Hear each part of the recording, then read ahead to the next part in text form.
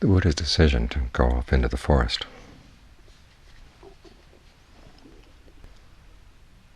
started with his realization that he was subject to aging, illness, and death. The things in which he'd been searching for happiness were also subject to aging, illness, and death.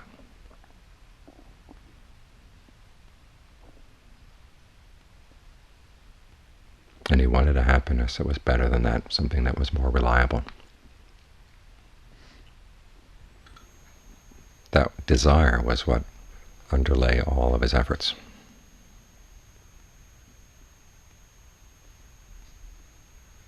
To find a happiness that wouldn't age, wouldn't grow ill, and wouldn't die. Of course, all of his friends and his family told him that was impossible.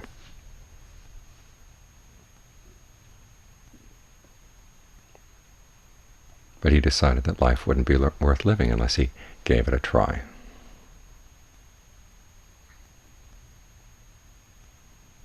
And so he worked hard for 6 years,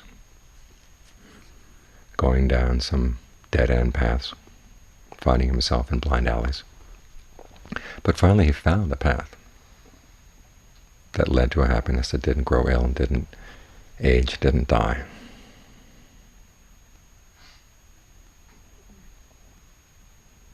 And that's what he taught for the rest of his life. It was his first teaching, the Eightfold Noble Path. It was one of his last teachings as well. And prominent in the path is right effort, the kind of effort that does lead to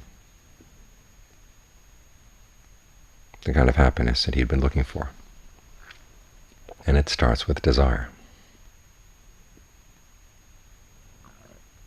As I say, generating desire, upholding your intent, to let go of unskillful qualities that have arisen, to prevent unskillful qualities that haven't arisen from arising, to give rise to skillful qualities and to maintain them and bring them to their culmination. It's the desire that animates that activity. Notice that it's an internal activity. Those qualities are qualities in the mind. They will manifest themselves outside in your thoughts, words, and deeds. But they come from within. And so that's where the main effort is focused. This is why in the section of the Noble Eightfold Path that deals with concentration, it starts with right effort.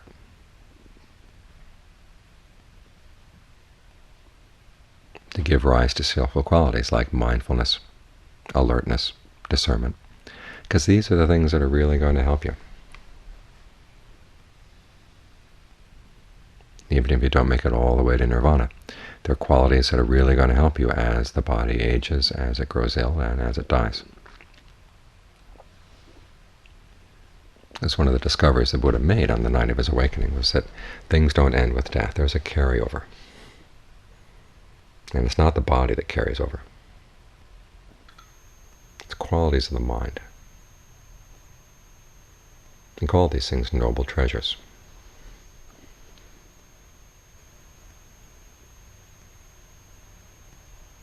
Things like conviction and the principle of action, that what you do, all your intentional actions, will bear fruit in line with the quality of the intention. Virtue, a sense of shame at the idea of doing evil things, a sense of fear of the consequences of doing evil things, a desire for learning, ability to relinquish what gets in the way of your path, and discernment. These things are all called noble treasures because, as the Buddha said, fire can't burn them, thieves can't steal them. Well, in his list of thieves, he includes kings as well. Thieves and kings can't steal them. Water can't wash them away.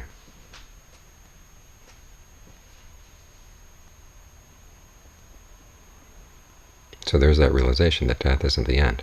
But you have to focus your energies on the mind if you want to have something to carry over, if you want to have good things to carry over. Otherwise you carry over bad things.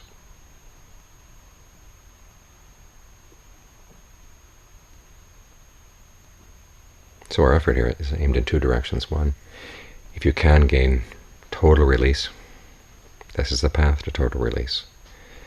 If you don't gain it within this lifetime, well, you've got good things to carry over as you continue your quest in your next lifetime.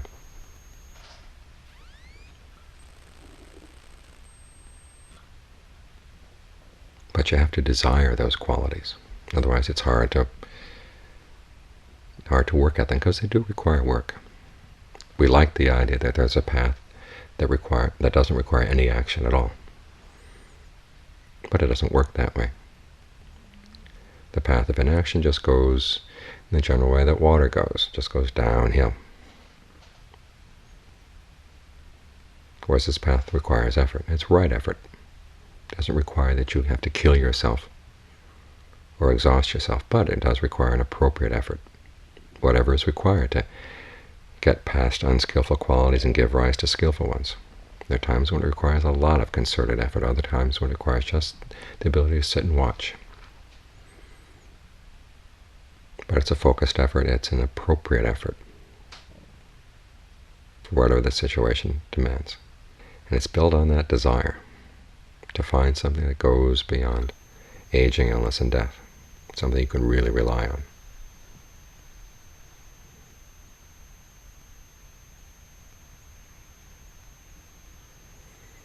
And so an important element in the practice is generating that desire. This is one of the reasons why the Buddha has us look at aging, illness, and death, and look at our fear of aging, illness, and death. He says that our fear of death is based on four things. Either we're attached to the body, we're attached to sensual pleasures, we realize that we've done cruel and harmful things to other people, or we really haven't seen the true Dharma, that there really is a deathless.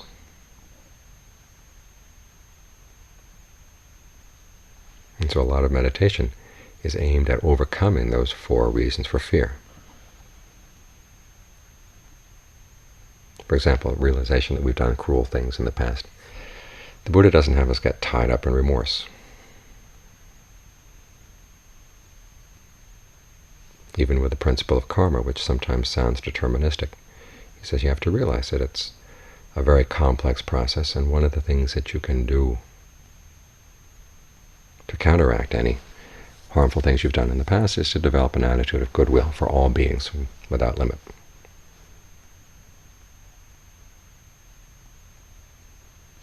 He said it's like an expansive mind state.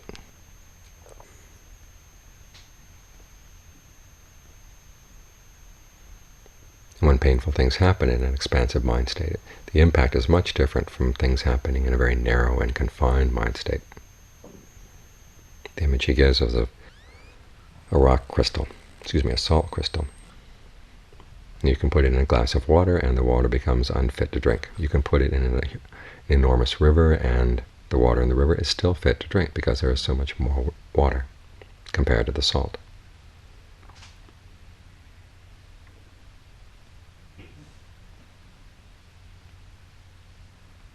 So he recommends that you develop an attitude of goodwill for all beings, whether you like them or not.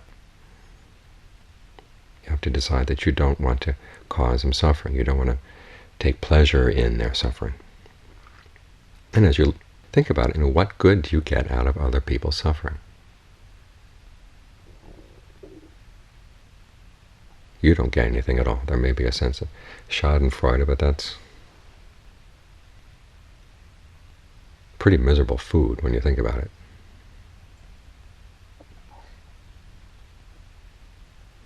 And you realize that if all the cruel and heartless people in the world had a true sense of happiness, they wouldn't do cruel and heartless things anymore. So the desire for goodwill is an important way of wishing that the world would be a better place. And it gets you your attitude right on how the world would become a better place. And also puts you in a position where your true happiness doesn't have to conflict with the true happiness of other people.